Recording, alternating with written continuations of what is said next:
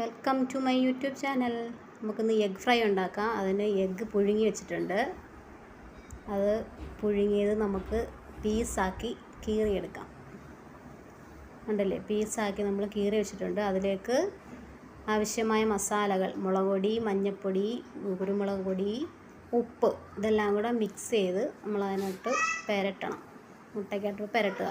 നല്ല വൃത്തിയായിട്ട് മസാല പിടിക്കണം അതിനകത്ത്. അതിനുശേഷം നമുക്ക് പാൻ വെക്കണം. പാൻ ഒഴിച്ചു, വെളിച്ചെണ്ണ ഒഴിച്ചു, അതൊന്ന് ചൂടാവട്ടെ. തീ വളരെ കുറച്ച് വേണം വെക്കാൻ. അതിനുശേഷം അത് പറക്കി നമുക്ക് അതിനകത്തോട്ടിടാം. ഓരോന്നായി ഇതിനകത്തിട്ടിട്ട് കൊടുക്കാം. സിമ്മിലായിരിക്കണം ഇടുന്നത്, അല്ലെങ്കിൽ പൊട്ടിത്തെറിക്കാൻ ചാൻസ് ഉണ്ട് കേട്ടോ.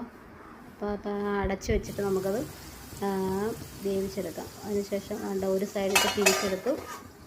കണ്ടില്ലേ, ഒരു സൈഡ് തിരിച്ച് ഇട്ടതിന് ശേഷം നമുക്ക് നല്ല ഫ്രൈ ആയിട്ടുണ്ട്.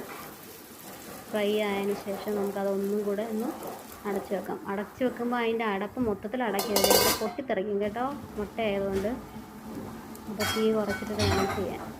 മുട്ട ഫ്രൈ റെഡി. Thank you. എല്ലാവരും സബ്സ്ക്രൈബ് ചെയ്യണേ.